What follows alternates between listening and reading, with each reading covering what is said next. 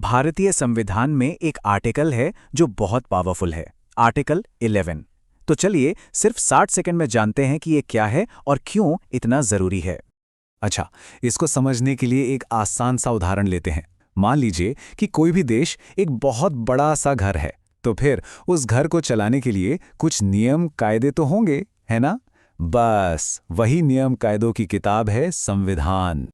और ये देखिए, ये है अनुच्छेद 11 का असल टेक्स्ट। बहुत आसान भाषा में कहें तो ये इस बारे में है कि नागरिकता यानी सिटीजनशिप के नियम बनाने की फाइनल पावर किसके हाथ में होगी। तो अगर देश एक घर है, तो सबसे बड़ा सवाल क्या हुआ? यही कि इस परिवार का सदस्य कौन बन सकता है और कौन नहीं। इसके नियम आखिर बनाएगा कौन? और इसका जवाब है संसद, यानी पार्लियामेंट। हमारे घर वाले उदाहरण पर वापस चलें तो संसद समझ लीजिए घर के माता पिता की तरह है, जिनके बनाए नियम ही आखिरी माने जाते हैं। तो अनुच्छेद 11 संसद को 3 मेन पावर्स देता है। पहला, ये तय करना कि किसी को नागरिकता कैसे मिलेगी। दूसरा, ये तय करना कि किसी की नागरिकता कैसे खत्म होगी। और तीसरा, इससे जुड़े बाकी सभी मामलों पर भी कानून बनाने का अधिकार।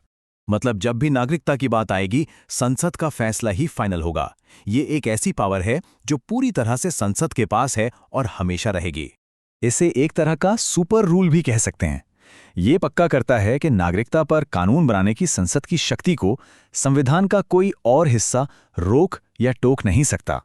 तो आखिर में एक सवाल सोचना तो बनता है, किसी एक संस्था यानी संसद को नागरिकता जैसे इतने बड़े मुद्दे पर आखिरी फैसला लेने की पूरी ताकत देना आखिर क्यों इतना जरूरी हो सकता है?